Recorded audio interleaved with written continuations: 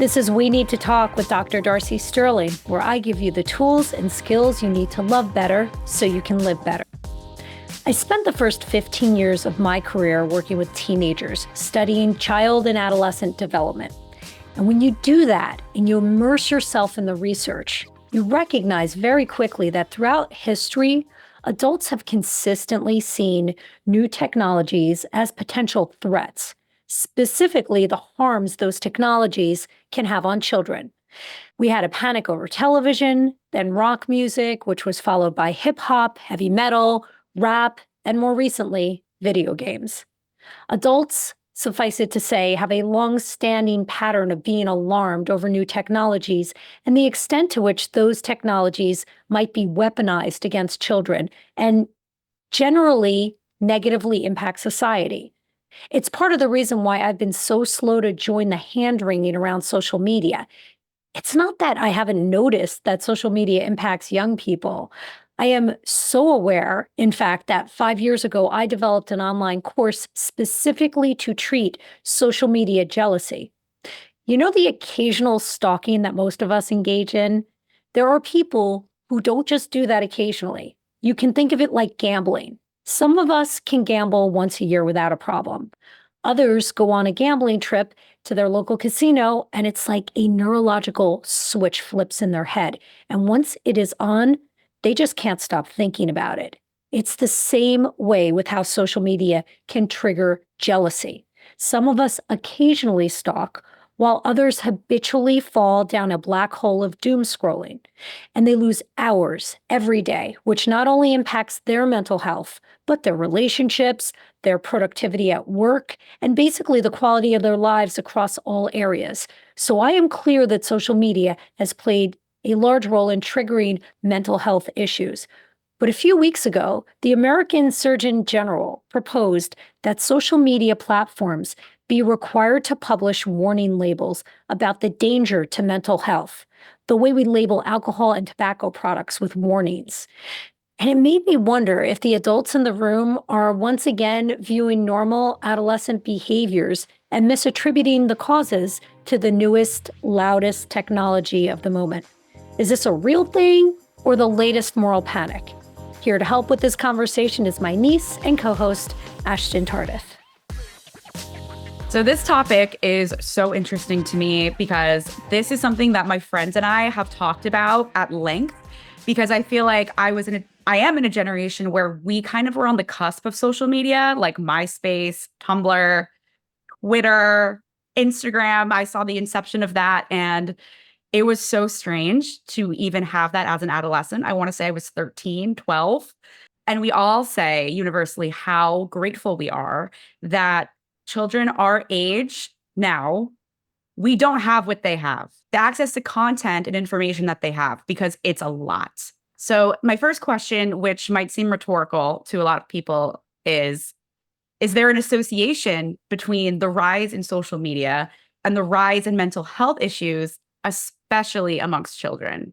Well, first of all, I'm surprised to hear that you guys are grateful that you didn't have that you weren't inundated with social media. Is that what you're saying? Yes, because what's out there now, or where it is now versus where it was. It was like sharing silly photos of like your lunch or like your dog. There weren't filters like this. There wasn't Facetune. It wasn't made to make money yet. Influencers weren't really a thing. So it was just for fun.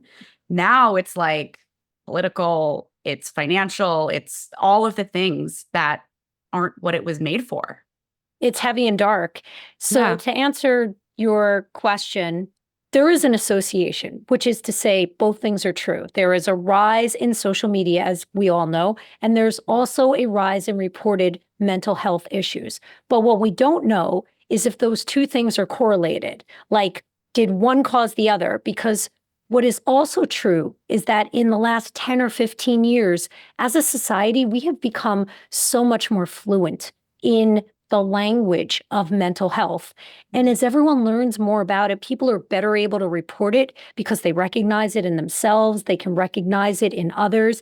And collectively, we have the words to talk about it in a way that we didn't years ago. So because Both of those things happen simultaneously, the rise in social media and our awareness and comfort in discussing mental health issues. We don't know whether or not the one caused the other. We need much more research to know how the one impacted the other. There are so many different hypotheses that we can throw out there as potential explanations for it. It's very possible that as people like influencers in my space, not on my space, but in the space of mental health, became more of a thing in the last 8, 9 years, that we helped to communicate and teach the masses that about mental health and give the language so that people were better able to talk about it. Yep. I'm not saying that that's the answer. I'm saying that we need a lot more research to know for sure whether the one thing caused the other. And I will say that I do think part of that is very correct, is that the information and influencers in the mental health space and licensed professionals like yourself, who also happen to have great influence in the digital community, has, I think, contributed to the fact that people are more aware of certain things when it comes to mental health and more aware of resources. And I think that's kind of the positive effect to this phenomenon.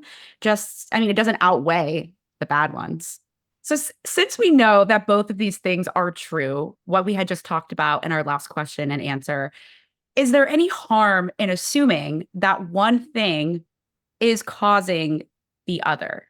In the sense of, and you kind of touched on this, that the rise in social media has contributed to the rise of mental health issues, because I think it's a pretty fair correlation the younger that you are as well. You're more impressionable. You're trying to find yourself, trying to know what to do, what's cool.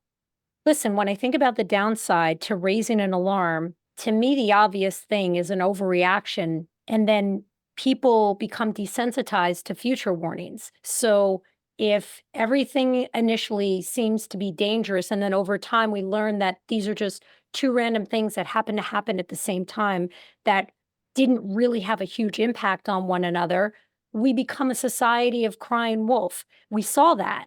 We saw that very recently with the pandemic, with different aspects of people managing their risk threshold with the pandemic.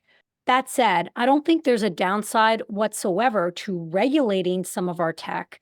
I don't know if you know this, but these tech companies are completely sheltered by a law that is commonly referred to as Section 230 of the Communications Decency Act. And it basically gives immunity to online platforms from liability for content posted by their users. That is how we have wound up in the political silos that we're in right now, because these platforms take no responsibility for the content that's posted. You can't sue them for any harm being done. I mean, we've heard about people doing Facebook Lives during like shooters doing Facebook Lives, either going into a mass shooting or during a mass shooting. And there's nothing that can be done about it. And that needs to change, because if it did, going back to something you said a few minutes ago, our social media feeds would look a lot more like they did before the algorithms were designed to keep us on their platforms. Back when social media was connecting us and less about enraging us to keep us engaged. Arguably, there'd be less social bullying because the incentive of elevating unkind content would be reduced, if not completely eliminated. I think platforms also should be required to share all of their data on correlations, all the data that we search for and mine for, that they get and mine and then sell on our behalf, or about us, not even on our behalf. We should have access to that. The government should have access to that. Scientists and the public should be able to see what the data says about the harms that these platforms cause.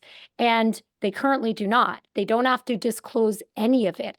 They need to allow independent safety audits. It's literally like the Wild West. We have never seen a media scenario, a paradigm of media that has been better insulated from any accountability than social media. It's outrageous how little disclosure they need to give us, and what a big impact it has on all of our lives. Yeah. And also the fact that it is so monetized now. Social media it's so prevalent in so many industries. Like I don't know a single brand, a single even person who doesn't have a social media plan in place for so many reasons. And let's be real, how many of us have been influenced to buy something from social media because we're like, oh, wow, like this looks great. This sounds great. And I know there's like laws about ad disclosure and verbiage and all of that, but at the end of the day, people find ways to work around that. 100%. Yes. Everything is not disclosed. I also want to say back, you mentioned this briefly earlier, is algorithms. There was not an algorithm really when I first got Instagram. I was only seeing my friends' content. Now I am scrolling. I'm like, who the fuck are these people?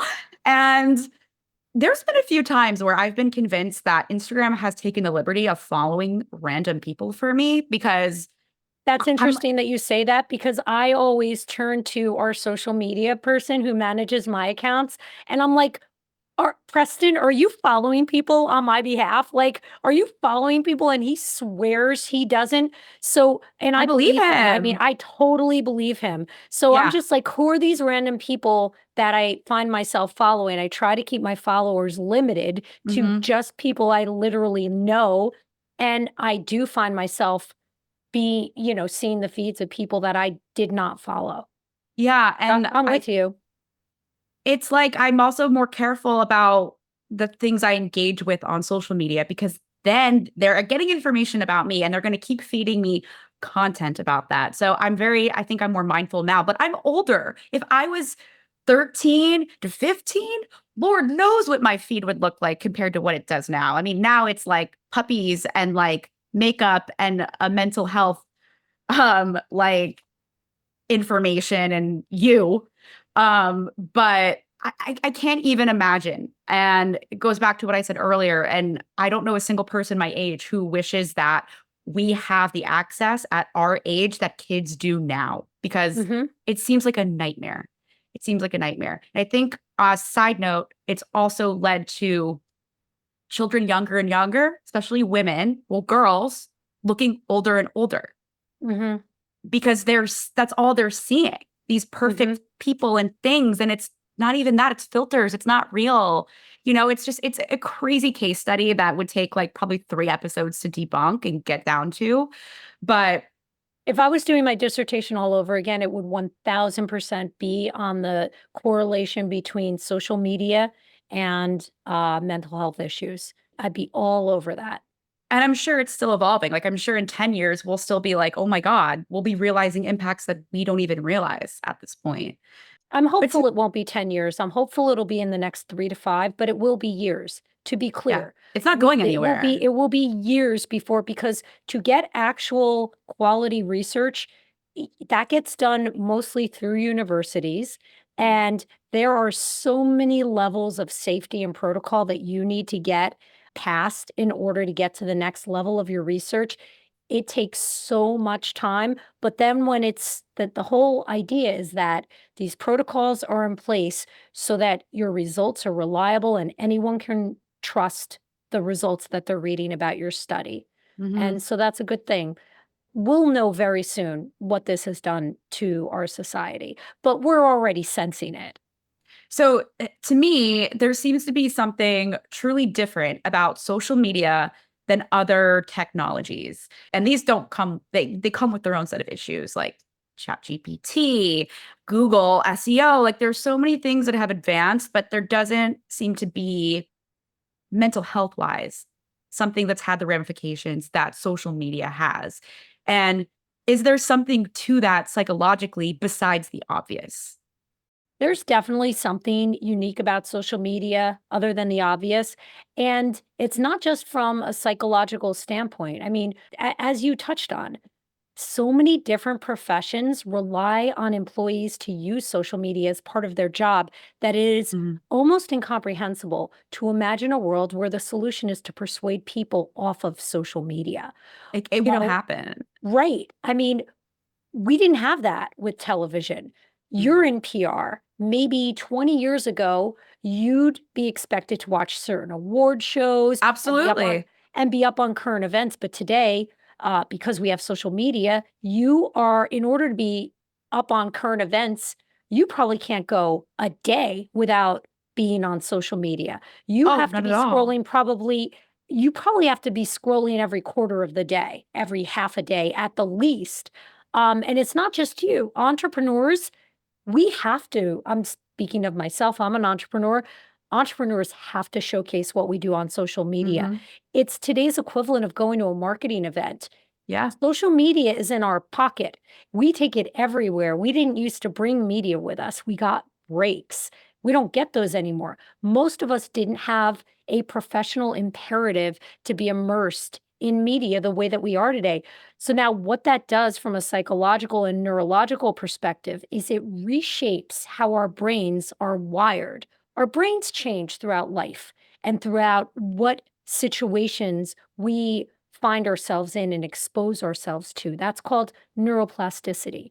And overall, that is a great thing, this concept of neuroplasticity, that we are able to see neurological changes in the brain based on the environments and what we expose ourselves to. And the reason that's a great thing is because if you're coming out of a highly stressful situation and you just immerse yourself in a peaceful, serene environment, the idea is that neurologically, we begin to slow down our entire nervous system and our brains reshape to align with better, calmer neural networks.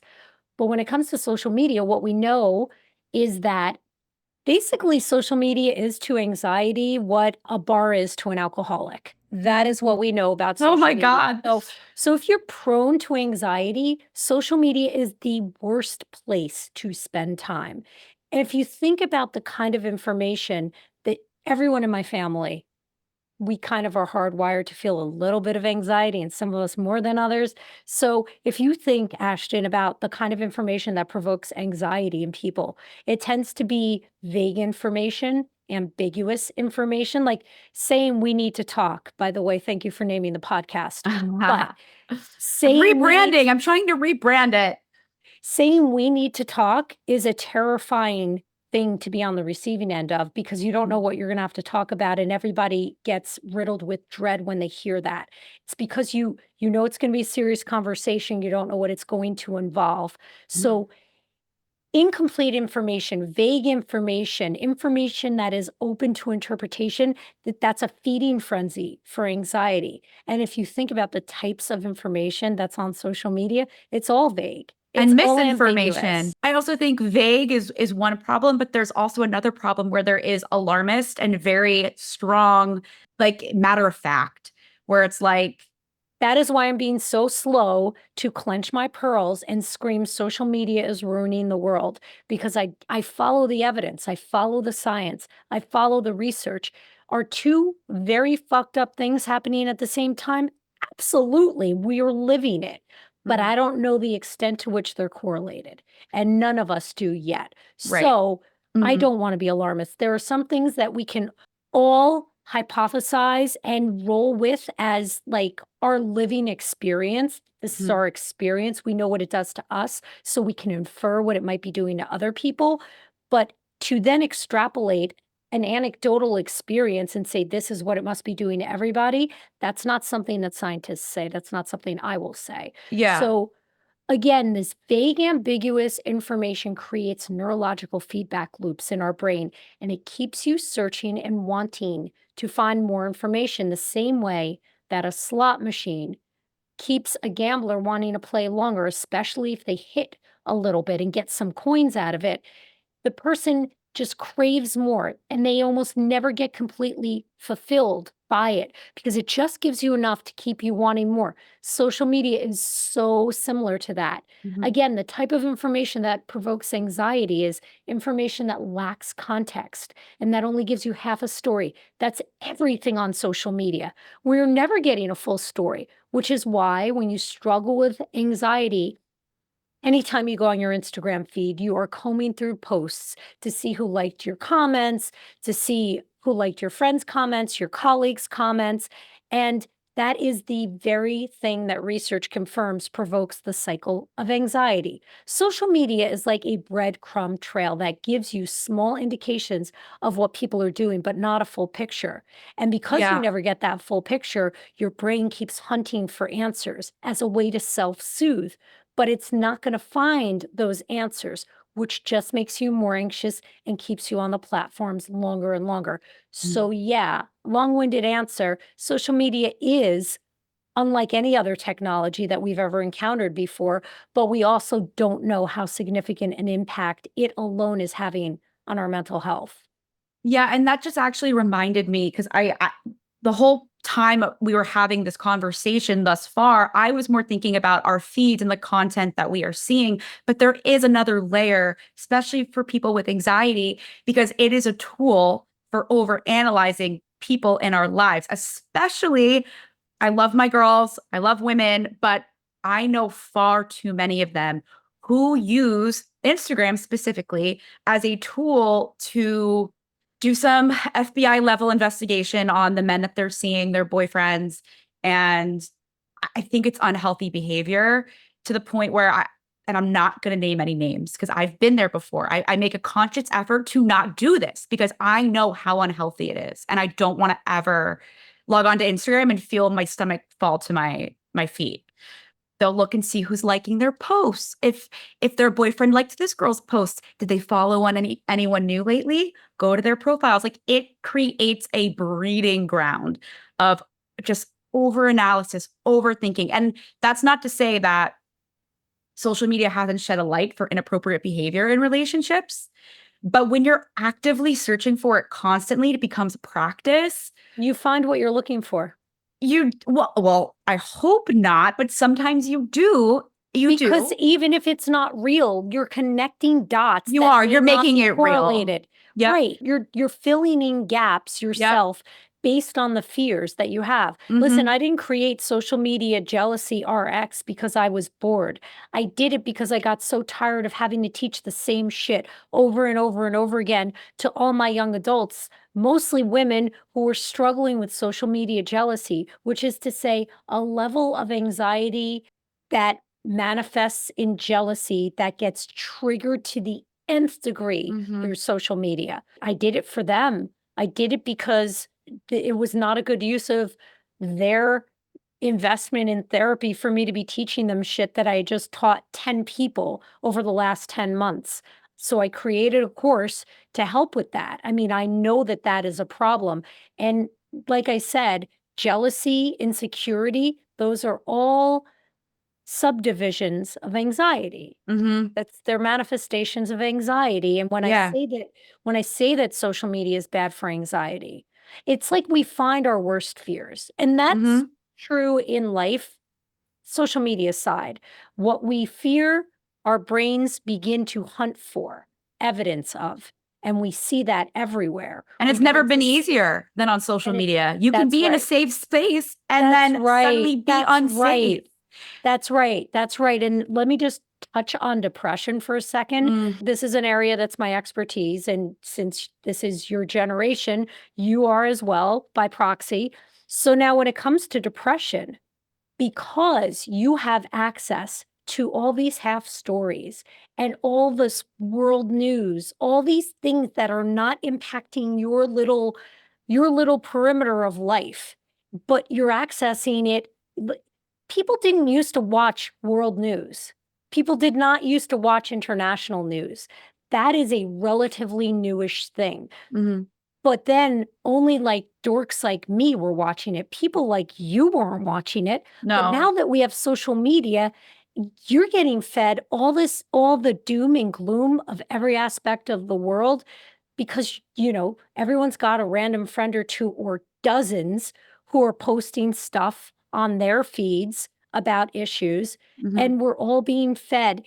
And what happens when you are being fed information that you have no control over and you're prone to depression? It dampens you. It weighs on you. It burdens you. And you get overstimulated. Like I remember this happening to me during COVID, which was also the crux of Black Lives Matter and so many other things. And, the election periods, like it became too much for me where I was getting emotional. And I want to caveat and say that I think that it was a really powerful tool for education in a lot of ways, but I had to be very mindful of where I was getting the education from. And I had to be discerning. And it got to the point where social media was no longer an escape for me or like a late night little activity before I went to bed. I had to literally armor myself up and be prepared for whatever I was going to see, whether that be from a news outlet, from someone I don't know at all, but it's on my feed because of the algorithm, from a friend or family member posting something inflammatory or just really upsetting. It no longer became a source of connection. It became a source of so many other things. Information you had to brace for. Absolutely. And I still sometimes, feel that way.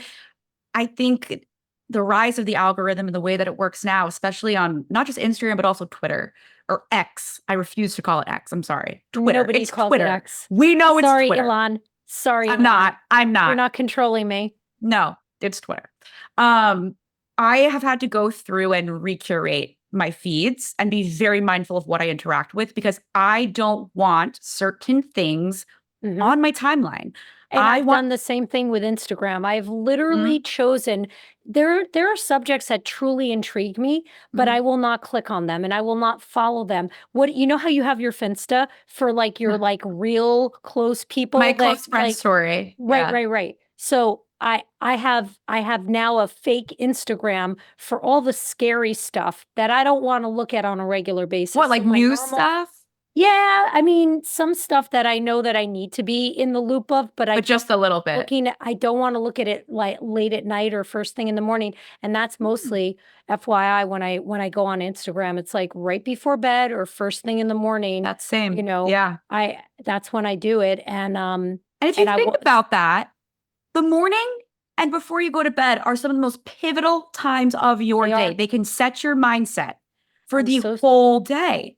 I'm beaming with pride. I am beaming with pride over you right now. That is absolutely true. So you really have to be so careful about what you expose yourself to because those are the bookends of your day. Yeah. Thank you, Ashton. She doesn't want to be in the family business, but that's okay. She just doesn't want to go back to school, but you're such a natural. You're such a natural. Well, maybe I'll have a midlife crisis at 30 and we can talk. That's not a midlife crisis. Who knows? That's just a crisis. It's not even a third of a life.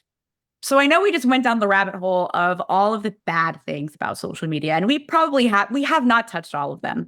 But for the sake of brevity, and people get it at this point, let's talk about something lighter. Are there any positive aspects of social media outside of the fact that I guess there is a larger education and awareness for mental health, and there are mental health influencers and things like that? Well, part of the problem with that is that most people don't know how to vet their influencers. Yes. So lots of people are being exposed to content by people who are not credentialed. Here, I'm going to point over my shoulder to the degrees hanging on the wall. So yes, social media has been very positive for lots of marginalized groups. Certainly my community of LGBTQs.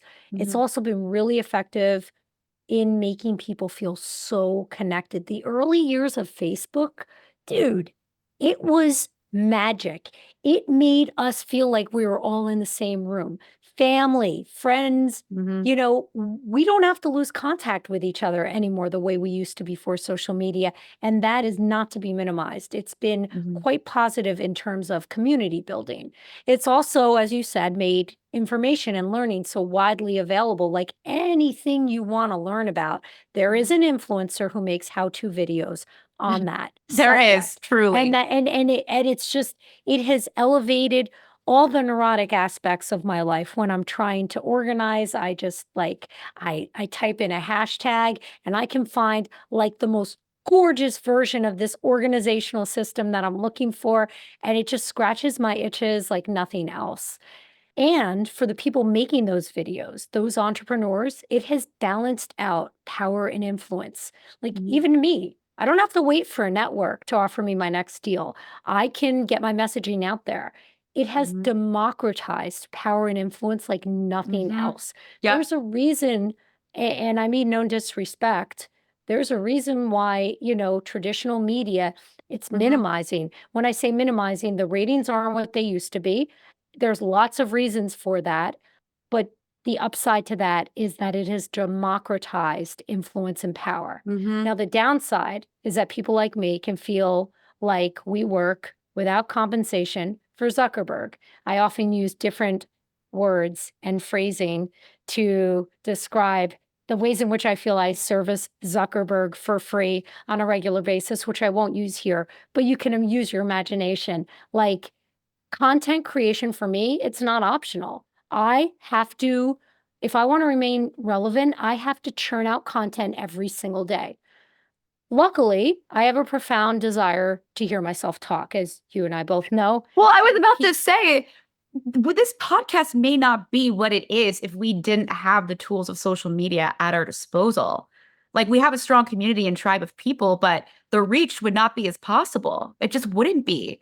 It No, gives people who don't have, a whole agency or agents working for them all the time, it gives people chances. People have been it plucked from does. obscurity from social It's media. it's And I true. think that's great. But it is burning out influencers, and I know you can speak Yeah. to this. I'm sure that you've lived this with your influencers that you've Yeah. had to work with throughout the years. It is burning out influencers left and right to Hmm. the point where people are turning down opportunities to create quality content because they are just fucking exhausted, Yep. which I get. So, like most things, it has brought us benefits, but they have come with a cost. Like, people are tired of working for Zuckerberg for free. We're tired of it. People, But I think, are also, tired of working for free in general because I social agree. media has become a job. And some people really love it. They love personally curating their feed. They love making content. I'm not one of those people. Nor And am I. I'm not. And I don't. If I post it's something funny, it's about the podcast.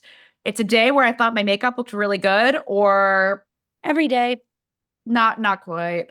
I stopped. I used to care very deeply though when I was a teenager and when I was even in my early 20s, and I felt very trapped. I felt very insecure.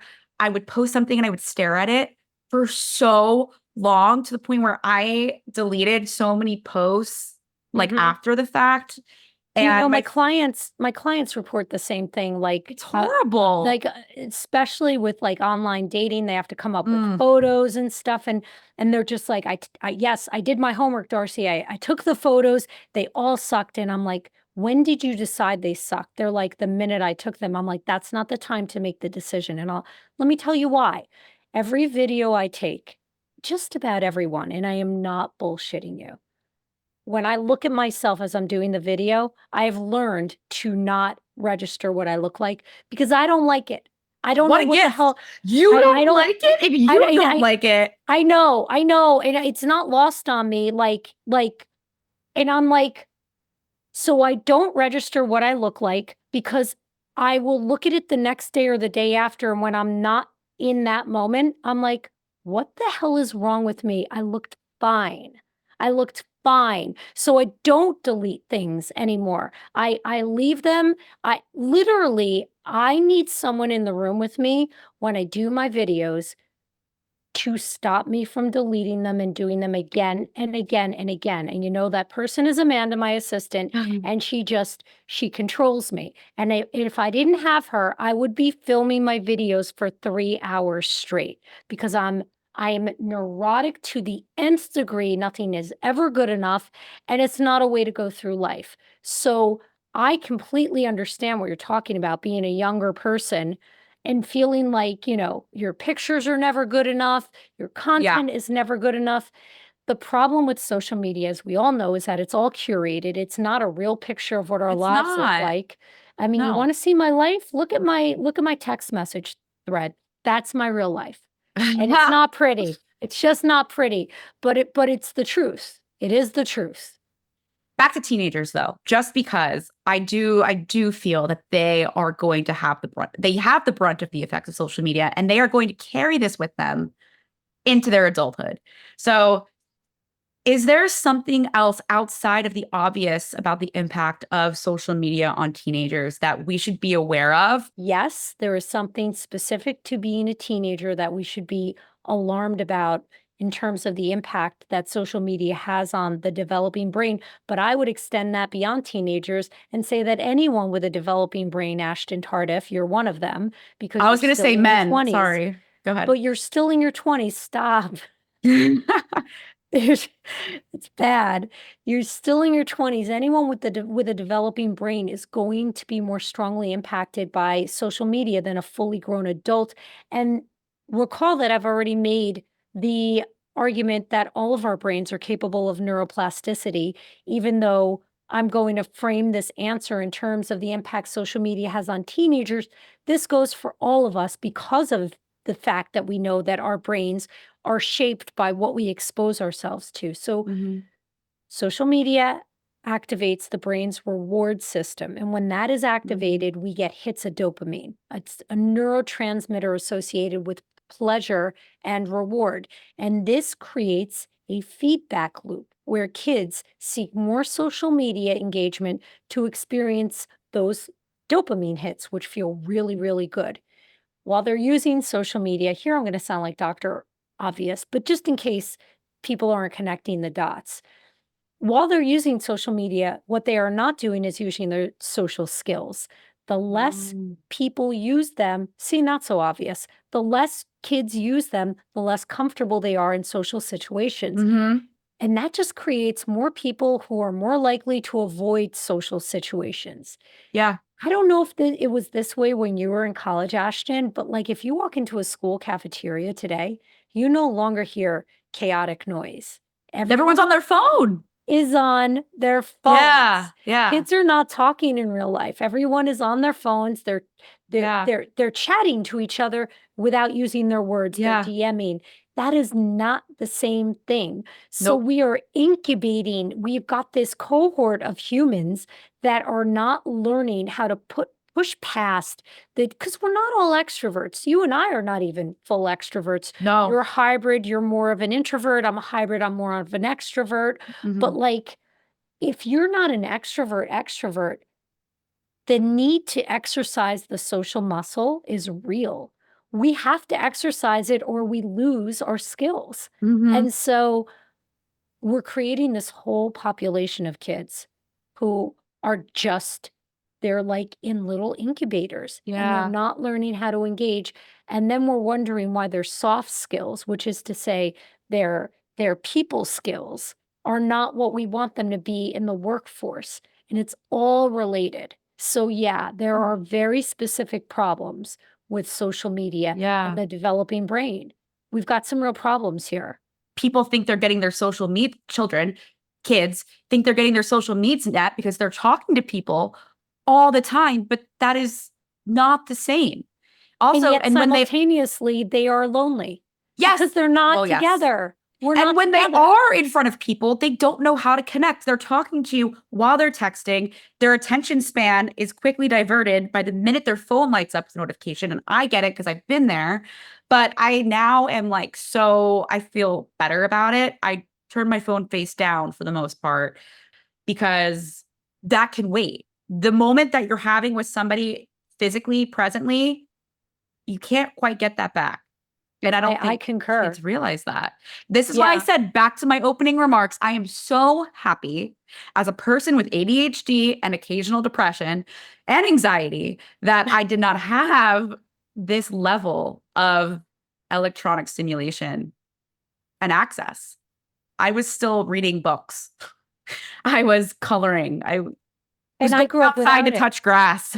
And that's so sad. That's I know. so sad. That's I so gloomy. know. Yeah, I mean, like literally, I did not grow up with it. Yet Mm, I just went on a right. solo vacation. I read the first book I've read in 5 years. Now, granted, I'm a mental health Believe that? professional. No, I swear to God, I skim for podcasts. I read the first book I've read in 5 years. And it was Hmm. one of the books of one of the guests we had on here, which was excellent. But it took me 2 days to get through a chapter. And I was Okay. alone. And I was I alone. Our brains are being fractured. Our I brains will are say this. essentially being fractured.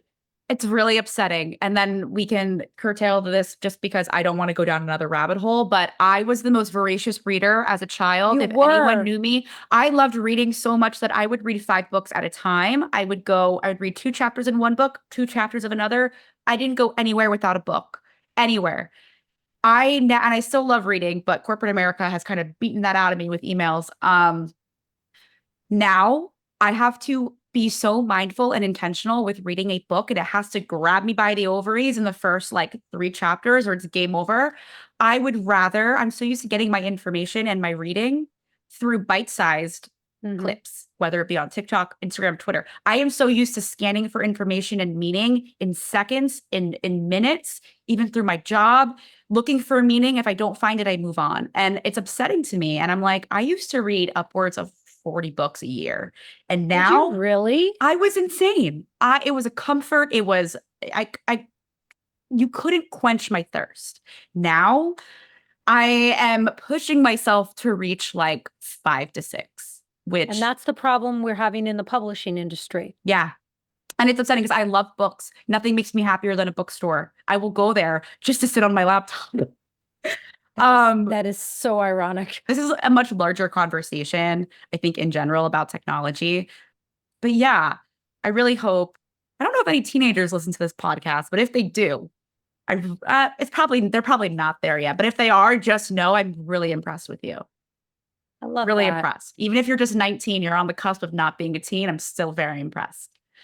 Or even if you have siblings that are teenagers, or you know someone, or you're a mentor, I think this is an important conversation to have with them. I do too. I do. Even if they think you're not cool and you're killing their vibe, do it anyways. You want to read us out? We Need to Talk with Dr. Darcy Sterling is a Sterling Standard production. This episode was produced by Darcy Sterling. Editing and sound engineering by Bart Migal. Our theme music is by Trending Music. Special thanks to Amanda Cristiani, Preston Smith, and Stephanie Sterling. If you know someone who uses social media, which of course you do, please text this episode to them. Bonus points if they're under the age of 20. We'll be back on Tuesday with another episode packed with the relationship, dating, and mental health hacks you've come to expect. Thank you, Ashton. Thank you.